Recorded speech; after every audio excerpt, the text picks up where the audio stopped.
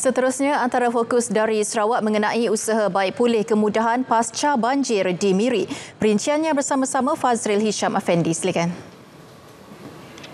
Terima kasih Farhatul. Usaha membaik pulih jalan di Sungai Kriuk iaitu laluan Batu Niah Simpang Ngu yang terputus akibat banjir Selasa lepas kini giat dijalankan. Laluan tersebut menghubungkan Jalan Pan Borneo dengan Jalan Pesisir Miri Bintulu.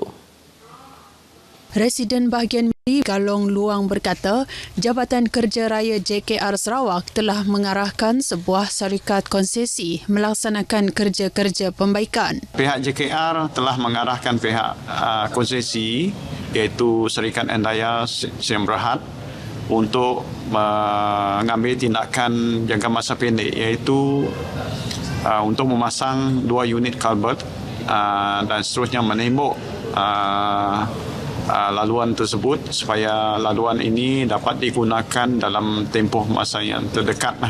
JKR Sarawak dalam kenyataannya berkata, jalan tersebut ketika ini masih ditutup kepada lalu lintas. Pengguna yang terjejas dinasihat menggunakan laluan alternatif melalui Simpang Bekenu atau Jalan Pesisir. Sementara itu, Galong yang juga pengerusi Jawatan Kuasa Pengurusan Bencana bahagian Miri turut memaklumkan banjir di daerah Subis turut menyebabkan saluran paip air utama terputus. Keadaan tersebut menyebabkan gangguan bekalan air yang menjejaskan lebih 21,000 penduduk di daerah berkenaan. Paip utama tersebut menyokong bekalan air di kawasan Simpang Ngu, Pasar Niah, kawasan Sepupuk dan Saeh. Sebagai langkah penyelesaian sementara, tangki air disediakan bagi menampung keperluan penduduk. Saya memohonlah kerjasama pihak Jabab kalau dapat memasang dia dalam 1-2 hari ini untuk disiapkan. Kalau tidak nanti kita menghadapi masalah bekalan air. Dalam perkembangan berkaitan, beliau berkata bantuan makanan dan keperluan asas telah disalurkan Jabatan Kebajikan Masyarakat kepada penduduk yang terkesan akibat banjir. Penghantaran bantuan turut dibantu agensi yang berkaitan. Sementara itu, setakat pukul 4 petang tadi, 140 penduduk di bahagian Miri masih ditempatkan di 3 pusat pemindahan sementara melibatkan 59 keluarga. Berita seterusnya, Premier Datuk Patinggi Tan Sri Abang Johari Tun Openg kini di Nanjing, China untuk lawatan kerja rasmi. Menurut kenyataan Unit Komunikasi Awam Sarawak UKAS, Premier semasa lawatan ini menyaksikan pemeteraian perjanjian rangka kerja dan memorandum persefahaman antara Petros dengan China Jiangsu International Economic and Technical Cooperation Group Limited. Sebelum itu, lawatan kerja Premier dimulakan dengan sesi libat urus bersama-sama Jiangsu Provincial People's Government.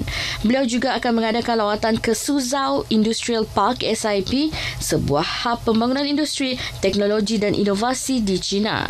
Semasa lawatan tersebut, Datuk Patinggi Abang Johari dijadual mendengar taklimat pembangunan diikuti pertemuan rasmi bersama jawatan kuasa pentadbiran SIP serta lawatan ke beberapa syarikat terkemuka yang beroperasi di kawasan berkenaan. Suzhou Industrial Park yang terkenal dengan ekosistem pembuatan pintar, otomasi dan penyelidikan teknologi tinggi menjadi rujukan penting Sarawak membangunkan model ekonomi berteraskan teknologi serta tenaga hijau. Usaha naik taraf sekolah daif di Sarawak di bawah inisiatif RM1 bilion menunjukkan perkembangan memberangsangkan. Hanya 2 sekolah dalam fasa pertama yang masih belum siap.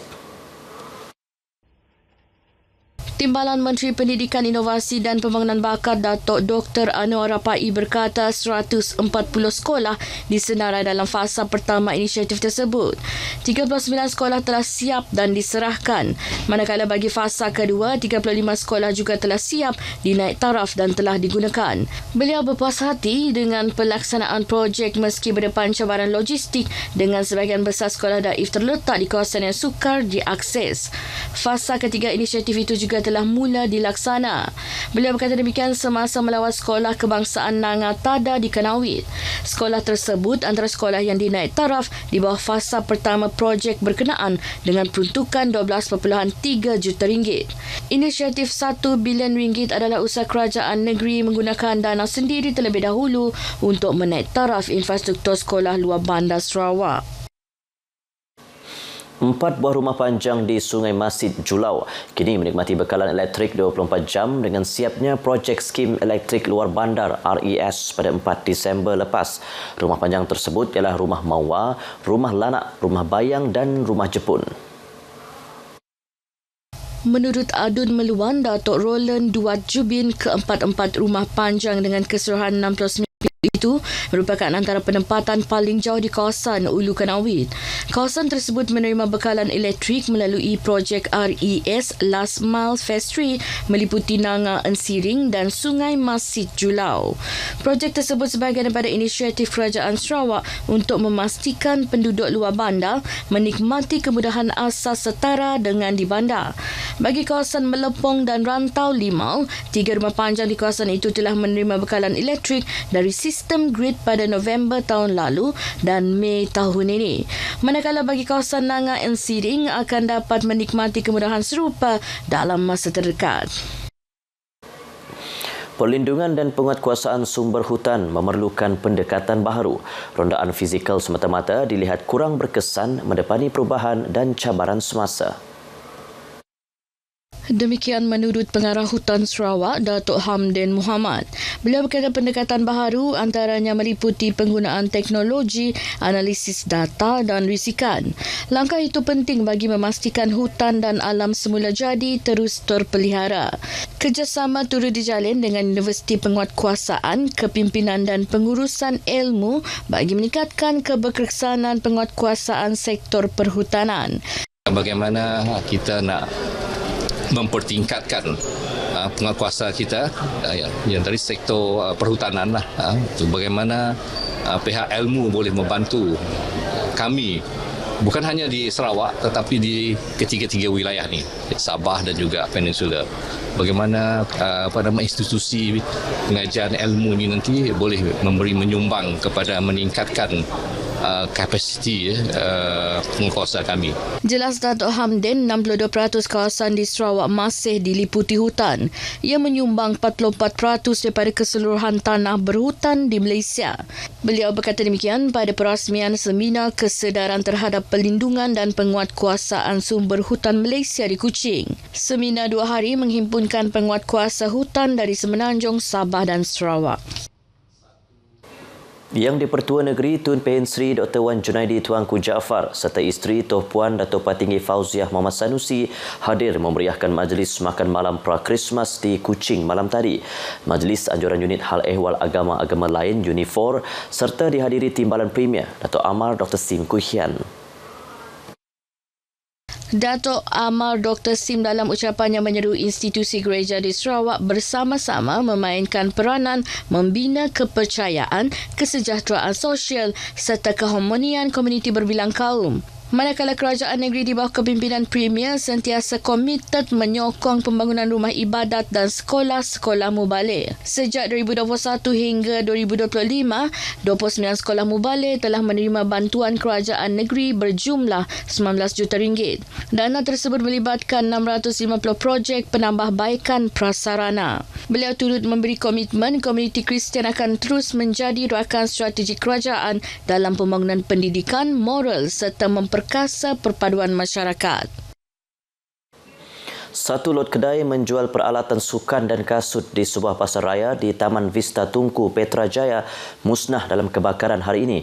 Pengarah Jabatan Bomba dan Penyelamat Malaysia JBPM Sarawak, Jamri Masran berkata pihaknya menerima panggilan kecemasan mengenai kebakaran itu pukul 11.39 pagi. Pasukan dari Balai Bomba dan Penyelamat BBP Petrajaya, BBP Padungan, BBP Tabuan Jaya dan BBP Batu Lintang telah dikerahkan ke lokasi bagi melakukan operasi pemadaman. Kebakaran tersebut turut menjejaskan beberapa lot kedai lain. Kira-kira 113 kaki tangan dan orang awam berjaya dibawa keluar dari premis tersebut. masa kebakaran, semua penghuni dan pelawat telah berjaya dikeluarkan. Jadi tiada melibatkan sebarang kecederaan. Okey, cuma kesukaran kepada kami adalah untuk mengeluarkan asap. Okey, asap tebal berlaku di dalam, okey, dan disebabkan bekalan elektrik juga telah terputus, menyebabkan sedikit kesukaran untuk pasukan saya melakukan operasi pemadaman. Operasi terkawal pada pukul 12.54 tengah hari. Berita itu tadi mengakhiri perkongsian dari Sarawak. Salam Malaysia Madani. Kembali kepada Faratul untuk perkembangan selanjutnya. Fazril, terima kasih.